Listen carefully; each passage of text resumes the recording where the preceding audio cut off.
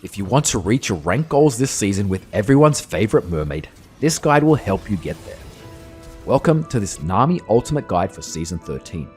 It contains tips to gain an advantage, tricks to master, combos to outplay, gameplay strategies to increase your win rate, and much more. Nami was actually the first champion I reached Challenger with back in Season 8, and she's always been a reliable champion I can climb with. Whether you're trying to get out of Iron or hit Diamond for the first time, I have full confidence you will succeed if you follow everything in this guide. Now let's take a deep dive under the sea and master the Tidecaller champion, Nami. I'm going to quickly cover each of Nami's abilities, then after each one, I'll show you tips and tricks you can use right away in your next game to gain an advantage and have some fun. Her passive, Surging Tides, grants Nami's teammates bonus movement speed anytime you use an ability on them. We'll go over tips and tricks with her passive after we've covered her 4 main abilities. Her Q, Aqua Prison, throws a small to medium sized bubble, damaging and knocking up all enemies for 1.5 seconds, revealing them while they are suspended in the air. This is a pretty difficult skill shot to land by itself since it has a slow cast time and a small area, so you'll want to use it anytime the enemy is already CC'd. If your teammates have landed some CC already, then this becomes an incredible follow-up ability to CC lock them for even longer. Nami has 2 other abilities with CC, and I'll cover how to use them in combos. You'll also look for opportunities when enemies are moving in a predictable direction. For example, when you're being chased or you're chasing them down. Either way, if they don't walk into your bubble, they'll either be forced to retreat or run into you or your team and take some risky damage. Look for tight corridors in the jungle where enemies are limited by the direction they can move. Another clever strategy is simply waiting in a brush. We can use Q to face check some brushes from safety, since it will reveal enemies while they're suspended in the bubble. However, they can easily dodge it and make you think it's safe. This is your best tool to set up your jungler during a gank. Bait enemies to commit and follow up with a Q bubble. Sometimes you may need to Q flash, which I'll cover in combos. Her W, Ebb and Flow, sends out a stream of water that heals allies and damages enemies. It will bounce to 3 targets in total, which can include Nami. Either it will heal 2 allies and damage 1 enemy, or damage 2 enemies and heal 1 ally. In lane, try to use this when enemies are close to your teammate instead of just using the heal on 1 ally. This is perfect during 2v2 fights and trades in the bot lane. Obviously, if teammates are low HP, you should heal them straight away regardless if enemies are nearby, but try to be efficient with this ability since it has quite a big mana cost. W will not bounce to an enemy if they are out of vision, for example in a brush or over a wall, even if they're within range. If a teammate is TPing and you're close by, give them this buff for an easy assist. If you haven't selected an ally to heal, it will bounce to the lowest percentage HP ally. It will prioritize damage to the enemy closest to the ally healed. Her E, Tidecaller's Blessing, empowers you or your teammates with 3 bubbles, which deal damage and slow enemies anytime you auto attack or use an ability. Try to be ready and predict when your ADC is about to dash in and auto attack enemies. If you're able to empower them while their auto attack is traveling, they will still get hit by the bubbles and be slowed and take extra damage from this ability. This also applies to Nami's auto attacks. You can auto attack and press E while the auto attack is traveling, and enemies will be damaged and slowed. E has no cast time, which means it can be used while chasing or running away without slowing you down, and in fact speeds you up with your passive. This is also another great way to pick up assists without stealing kills. Use it on allies to help them CS under tower. Finally, her ultimate, Tidal Wave, creates a huge wave over a long distance that damages, knocks up, and slows enemies. The further the wave travel, the longer the enemies are slowed. This is a very slow ability, however, it is quite thick and travels a long distance. It's best used when enemies are right in front of you since they'll have very little time to sidestep it, or when enemies are in tight areas of the map like around the jungle and monster pits. If your team is trying to catch or collapse on an enemy, use it for the massive bonus speed you apply to your team. The passive bonus speed is actually doubled when applied to your teammates with this ultimate. It becomes a great disengage tool, protecting yourself and any teammates as enemies will get hit or retreat trying to sidestep the wave. Even if you miss all enemies, the speed up alone can help your teammates get away or chase enemies. It can be a great engaging tool for teamfights, however, it's easy to predict because of its slow speed. The more experienced you are with Nami, the more you'll trust your instincts and release a deadly wave in extremely tight and narrow areas, giving enemies little to no chance to escape. So now let's go over those passive tips now that we've covered her 4 abilities. In base, use Q, W or E to speed up allies and yourself. Use abilities on any of your allies who are trying to run away, as the extra speed might just be enough to save them. Even a Q bubble on your own teammate is fine to use if you have no other cooldowns. Ability order. You want to max W first, as it's a reliable way to heal teammates and damage enemies. Leveling will increase the heal and damage, but not decrease the cooldown. However, we can make up for cooldown with items. E will be maxed secondly, again for some reliable damage to empower you, but most importantly your teammates. Leveling will increase the damage and slow, but again the cooldown won't decrease. You want to max Q last, as it's purely used for the CC it provides, and the knockup doesn't increase per level anyway. It's also the least reliable ability. And of course, level your ultimate anytime it's available, which is level 6, 11, and 16. When it comes to runes for Nami, there's a clear favourite, and that's Summon Aery. This has become the most reliable rune for Nami, providing both damage and shielding. Aery's shield can be activated on your teammates using W and E, but not on yourself. And of course, Aery's damage can be activated with all your abilities and auto attacks. As for minor runes, pick up Mana Flow Band for the Mana Sustain. Transcendence is the second best minor rune, helping Nami with the decreased cooldowns, which is quite important since your W and E don't decrease in cooldowns as you level them. Absolute Focus is viable, but only if you can guarantee you'll be above 70% in most situations. Finally, Scorch is the most consistent, especially early game, when most games are decided this season. You'll get some extra damage out by poking and trading early game. If you're confident your team can hold out to late game, take Gathering Storm. Electrocute. I'm going to quickly mention this rune, which was quite popular before Season 13, since it was able to activate Electrocute damage anytime your allies were empowered with your E. This was changed, so it no longer works and should not be taken anymore. As for second pages, you want to pick between Inspiration and Resolve. Inspirations offers utility, Biscuit Delivery for extra sustain, especially early game with Cookie to restore HP and mana. It's just so safe and consistent, and again, focuses on the important early laning phase. Without it, a few bad trades could leave you vulnerable. Then take Cosmic Insight for the ability and Summoner Haste, which will help with our important mythic I'll mention soon. Magical Footwear has great value if you feel you won't need boots too early. Nami has quite a few movement speed buffs already, so try this rune and see how it feels. If you need to dodge a lot of poke champions in lane, it's best not to take this rune and rush boots. Resolve offers some healing and defensive options. Revitalize helps increase your healing and shielding power. If there are certain assassin threats, take Bone Plating, as it can help withstand that initial damage burst. However, if there are little to no threats, take Font of Life for extra healing to your teammates, activated anytime you see enemies, even slows. If you're unsure whether to pick Inspiration or Resolve, I recommend Inspiration with Biscuit Delivery and Cosmic Insight, as it's the most forgiving setup with extra stats that are always helpful.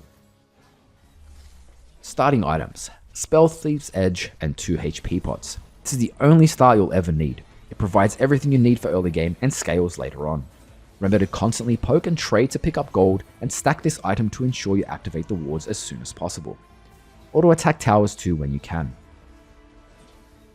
As for trinkets, start off with the Ward Trinket ward until you upgrade your support item to 500 stacks. Once you have the 3 wards activated, swap your trinket into the red Oracle lens. Now you want a clear vision, preferably with your team in dangerous but important areas. Mythic Items. Imperial Mandate. This is the best mythic for Nami at the moment, as it has great synergy with her kit. A nice AP power spike, which is great since all your abilities scale with AP, even the healing and slows. Your E plays a critical role in applying and triggering this important passive. All you have to do is empower a teammate with E, and when they attack an enemy, they'll do extra damage and you'll both gain movement speed. It's almost not fair. Legendary items. Chemtech Purifier. A nice stat increase for AP, haste, and mana with the important healing reduction passive. This will help deal with those healing comps like Soraka and Yumi, etc. The next 2 items are both recommended, but for different situations. Ardent Sensor. If your team is mostly auto attack based, basically champions that rely and deal damage on their auto attacks, then you'll want to pick up Ardent Sensor. This will increase their attack speed and provide bonus on hit damage. Staff of Flowing Water. If your team mostly consists of ability-based champions that rely on abilities to deal their damage, pick this up.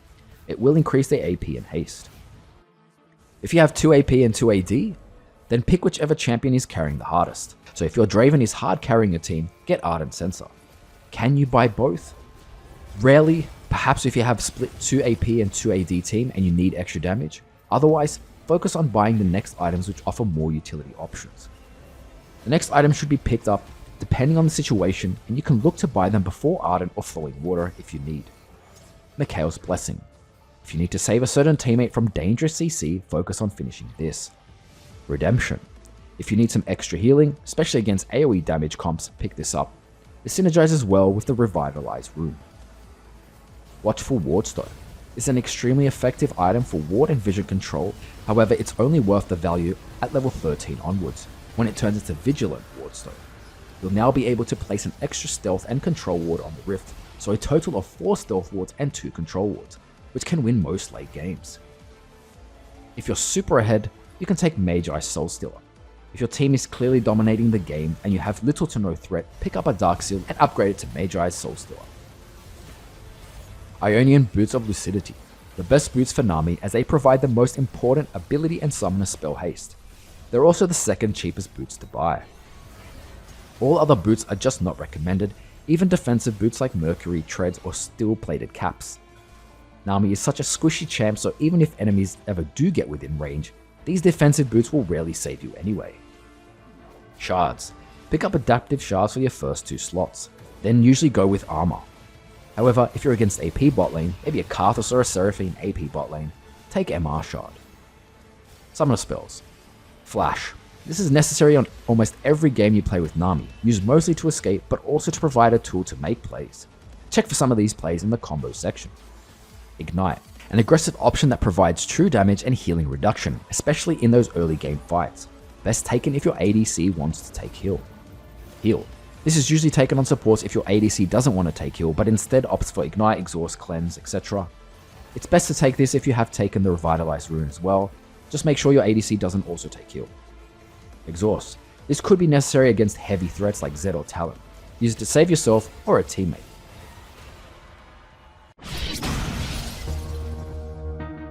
Let's cover some quick interactions, then I'll show you some useful combos. W yourself or the enemy. In most cases, it's much better to W the enemy first because you'll naturally be in range to have W bounce back onto you. If you were to use W on yourself, you might just be out of range and therefore miss out on damaging the enemy, which just isn't efficient. However, in situations when you desperately need to heal yourself, then use W on yourself first. WQ. W cancels your Q animation so it comes out a little faster, making it slightly more deceptive to land that important Q bubble. Basic ability combos.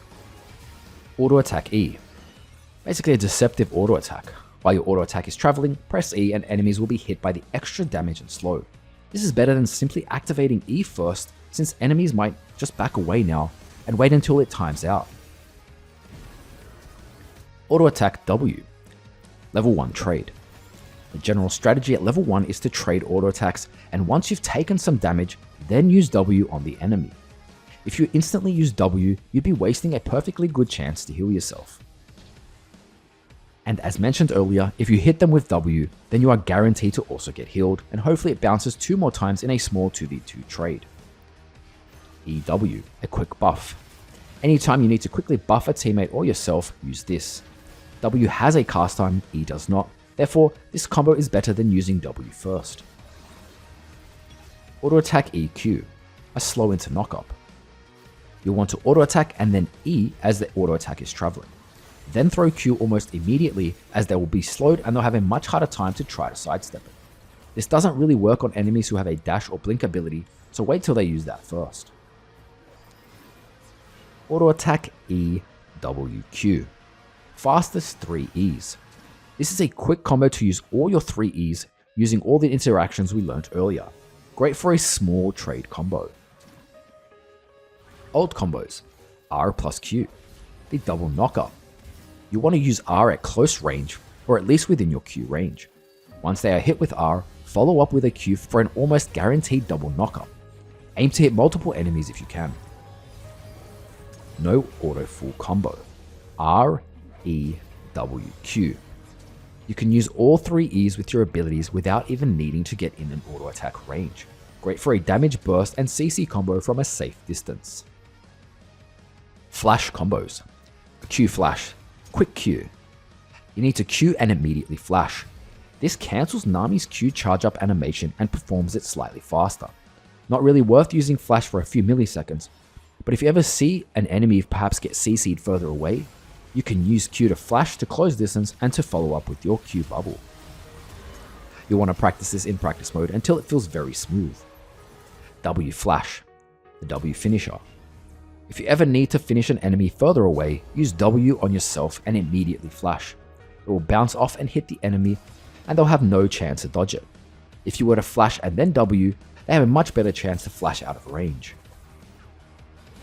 One unique combo, E and then Ignite. Ignite activates your E so it becomes another great way to activate the slow and some extra damage. Some Q bubble tips to try and increase your hit rate. As already mentioned, Q is slow and generally hard to hit on its own, so I just want to mention some final tips. You can try walking up to enemies in lane while you're trading and then throwing it behind them, as they'll naturally try to retreat that way. Try to predict when champions are going to dash, blink, or even flash. If enemies have channels or abilities that keep them CC'd, like Scion's Q, just wait until they use it before you throw your bubble. Aim it in areas where multiple enemies are bunched up. You've got a better chance to hit at least one. Self-cast W and E. Although not necessary, it might be slightly faster to use W and E as a self-cast ability. This means you won't have to move your mouse on the character and can instantly gain buffs from W and E. I myself have 3 buttons that are self-cast to my mouse, but use whatever feels faster to you. Early game laning phase. Invades aren't exactly in your favor, but you can take W at level 1 if you have the chance to wait in a brush and land an easy Q on enemies that are looking to invade. Look to land Q on multiple targets. Just make sure you have your whole team ready. Level 1 trades are mostly in your favor since you can heal yourself and your ADC while damaging 2 enemies. Make sure to get at least 1 auto in as well. If you're on full HP, remember to take some damage first, then use W to heal yourself. Nami is strong in short trades with solid damage and healing, helping you win most fights. You'll then want to retreat and wait for your cooldowns before re-engaging. Avoid long trades against consistent damage dealers. Landing your Q bubble is one of the hardest yet rewarding abilities to hit, as it can win you a fight and eventually the entire lane. Aim it on enemies after they've used their dashes and follow up with the other tips mentioned.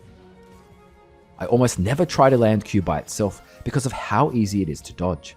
It's important to hold on to Q as it means you have a lot of pressure as Nami. Enemies will have to respect your CC. Remember, once you use Q, enemies will feel a lot more confident engaging and you'll have almost no disengage. Avoid just auto-attacking as Nami for poke unless it's safe to do so without any return damage and you have summon Aery ready. It's really not worth risking bad positioning to get off such a small damage from one auto. Roaming is an option, especially if you're coming from lane and you'll usually want to stick to ganking mid. Simply buffing your mid laner can get them an easy kill. Look to join fights with your jungler as you provide important buffs. Ping anytime a dangerous support is off the map and you suspect they're roaming. I'll cover these in matchups. At level 6 you have amazing kill potential. Look to land an RQ combo by surprise when you can. It'll be much harder to dive with your ultimate as enemies risk getting CC'd on a tower. Mid game. Warding now becomes your main priority. No face checking unless you have your teammates nearby or you keep track of the main threats. You'll only have a few safe windows to ward. Staying grouped with your team will be necessary. I would encourage you to stick to your most fed player unless they want to solo split push. You'll want to be part of fights as much as possible. Itemization, as already covered, depends on the situation. After your support item and boots, you'll usually want to get Chemtech Purifier. But if healing isn't an issue, purchase an Ardent Sensor or Flowing Water. Follow the item guide for more info. Late game. Just like you played the mid game, only more cautiously. Enemies will now be close to full build, which means seafood's on the menu. Aim to finish Vigilant Wardstone for more vision control. Teamfighting. Your main goal when playing Nami in a teamfight is to position as safely as possible while knowing your limits. Stay back against heavy threats. You must stay alive in order to be constantly buffing your teammates. This means you almost never want to be in auto attack range. Look to buff main carries. Your E should be saved for them. Prioritize heals for allies that are being focused. Engaging with R is a great strategy if you're around tight and narrow areas of the map, like river, monster pits, jungle areas, etc. If you're in open areas, just wait until someone else has engaged. You should look to disengage with R when you or your teammates are about to get caught out. Make sure to stay out of big fights while R is on cooldown. Peeling is another priority. Look to save Q on threats attacking your main carries. While fights are happening, remember to ward in those hotspot areas like the brushes or over the walls. This means your carries can continue dealing damage and they might even consider jumping over walls to finish off kills. Some support tips, warding, dying, etc. Early laning warding is essential, so use them wisely. Pay attention to which side the enemy jungler started. They'll usually avoid ganking at level 2, but certain champs will look for early kills. Anytime you see the enemy jungler on the map, don't waste your ward in the river. Once you've upgraded your support item by hitting 500 stacks, look to place a ward in mid lane as you're walking by from base, perhaps behind the river wall. If you're ahead, place aggressive wards in the enemy jungle. This will make it extremely hard for them to gank, and it might even encourage your laners or junglers to kill the enemy jungler. You want to do the opposite if you're behind or your jungler's not doing well by placing defensive wards in your jungle. Warding is so underrated when it comes to solo queue. The more you light up the map, the more chances you create for your team and make it harder for enemies to make plays. Again, stick to defensive wards when you're behind, so around all your jungle and any brushes close to you. You may want to ward about 45 seconds before main monster spawns like Dragon and Baron, and then aim to go back to base and have all your wards up ready to go again. I cannot stress enough how much warding alone has carried me to Master Plus all these seasons. And a quick mention with taking or securing kills.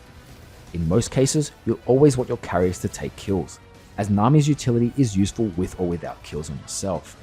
However, if it's a close fight, do as much damage as possible without fearing you'll take the kill. If you want an assist without taking a clear-cut kill from your teammates, just buff your allies with E, which won't take the kill.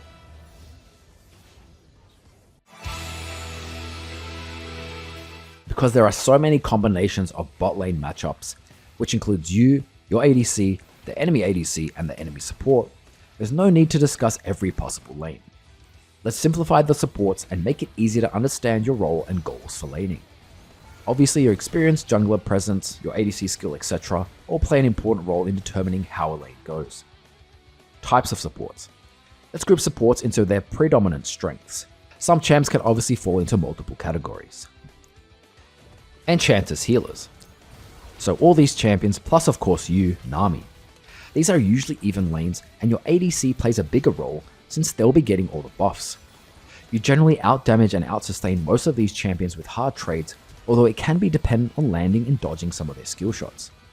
Aim to Q bubble these immobile supports when you can and go for a kill. Try to be even or ahead in these lanes. Hook champions. These are extremely challenging lanes with little room for error. You need to be fully alert and start sidestepping when you can. Surviving this lane is your main goal. Play passive while their hook is up and get aggressive and poke while it's down, which is usually like 10 to 15 second window. You almost never want to push your lane unless your jungler is nearby. You may even need to back off CS and just stay in rage to soak up CS. Remember, the only goal really is to survive this lane. Tanks. A much more forgiving lane, however, they will look to flash engage when they see an opportunity, so be ready to counter flash. You can always poke these champs from safe range, especially if you have flash, otherwise you want to just stick to playing safe. Not as dangerous as hook champs, just position yourself furthest away from the enemy AD, so if the tank does engage on you, their AD can't really follow up with too much damage. Poke champs. This is all about dodging skill shots, as their main damage and CC spells is key to winning these matchups. You will eventually outsustain them if you do, and can even go for a kill considering they have low mobility and are quite squishy. You may want some early boots to help with dodging. Utility. These are playmaking champs that aren't exactly huge threats themselves, but will look to set up their teammates and get them ahead. Play around their dangerous CC, but once it's down, play aggressive. You outsustain them and can go for trades. Respect the enemy jungler, as these champs will always look to get them involved. Some of these champs also really like to roam, so make sure you ping whenever they're off the map.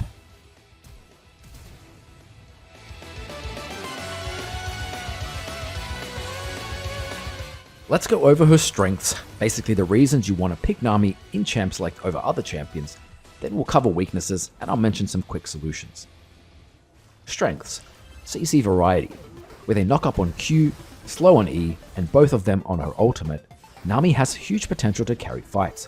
One well placed Q on multiple enemies can win you entire teamfights and ultimately the game. Amazing buffs. With healing from W, slows and damage from E, and shielding from runes, who are pretty much supplying steroids to your teammates. With you and one hard carry champion, you can easily 2v5 the game. Teamfights. With all the reasons already mentioned, these make her a great teamfighting champion, or even small 2v2 and 3v3 skirmishes. Reliable. With click target abilities on W and E, and a huge skill shot on her ultimate, Nami is incredibly consistent, and as long as you minimize your mistakes, you will be rewarded. Fun to master. Landing Q involves careful timing, but once it does land, especially on more than one enemy, it feels extremely rewarding. Using W and E efficiently also takes time mastering, especially when there are so many options to buff in teamfights, but this never seems to feel boring. And of course, timing her ultimate, probably one of the most fun abilities in the game if it hits all 5 enemies. Weaknesses. Squishy. As a natural enchanter, you'll be extremely squishy throughout the game, making you a very enticing target for the enemy assassins. Positioning is vital on Nami. Never trust a brush unless you see enemies on the map or you have teammates behind you, but even teammates won't save you late game. Your main goal is to stay alive, so stay back in teamfights, ward up the map, and constantly keep your map awareness high. Unreliable CC. Although she has reliable slows on E, her 2 other skill shots, Q and ultimate, are very slow and easy to dodge for most players. Remember to follow the tips throughout this guide, mainly in abilities and combos, to increase your chance of landing these game-changing abilities. Mana heavy. Her W has a very high mana cost early game and increases as you level it. This means you'll never want to waste W unless you can use both the heal and damage as mentioned earlier. You'll pick up a bunch of items with mana on them, so mana won't be an issue as the game progresses. Poor scaling.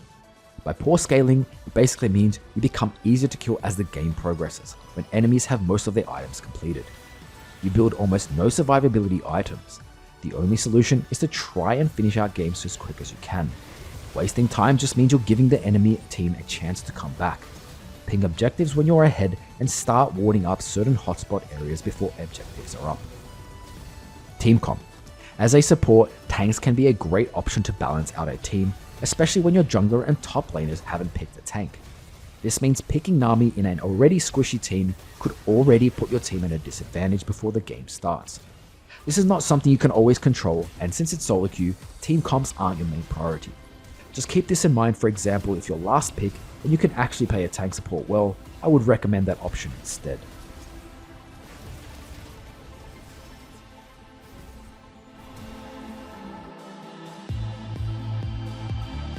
Here's a secret tip for making it this far into the guide.